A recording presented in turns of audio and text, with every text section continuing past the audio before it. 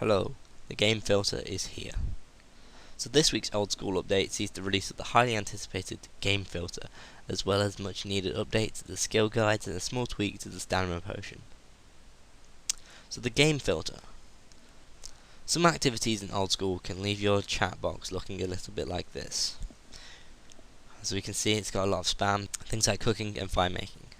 Well, thanks to ModReach working through roughly 5,000 lines of code, we now have the game filter. This cleans up the message that pops up in your chat box by hiding some of the less informative, more repetitive messages. To enable the filter, simply right-click the game button underneath the chat box and select Filter.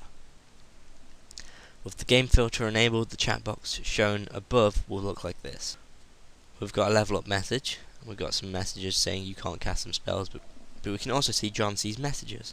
If you notice any messages that are clogging up the chat box a little more than they should, let ModReach know by tweeting at JagXReach, or maybe just going on the forums and just telling them. So obviously there's no way for him to tell that he's got them all correct. So the next thing is the skill guide refresh. Last week, Mod John C posted a thread on the forums asking players to help find any missing information from the skill guides and level up messages in old. The community pulled through, and John has worked through all the skill guides, updating them with missing content that the players submitted. You will now be able to find a lot more information in the skill guides, as well as some improved level up messages. As we can see, a level up message for attack here. So next we've got the stamina potion tweaks. After releasing stamina potions, a few players pointed out they look a little too similar to Zamorak brews. To make sure people know exactly which potions they have, the colour of the stamina potion has been altered slightly. So before it was orange, and now it's slightly brown. In response to some feedback after release, last week's Amulet has now been tradable. If you've been stocking up on Marks of Grace, this might be a time for you to cash in and get your reward. I think they also mentioned that in last week's live stream, saying that Mod John C forgot to make it tradable.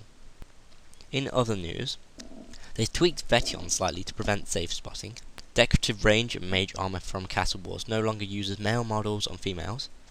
Spam clicking the last item in the bank tab will no longer withdraw the first item from the next tab. Trouble brewing crew counts now update correctly when you die in the lobby.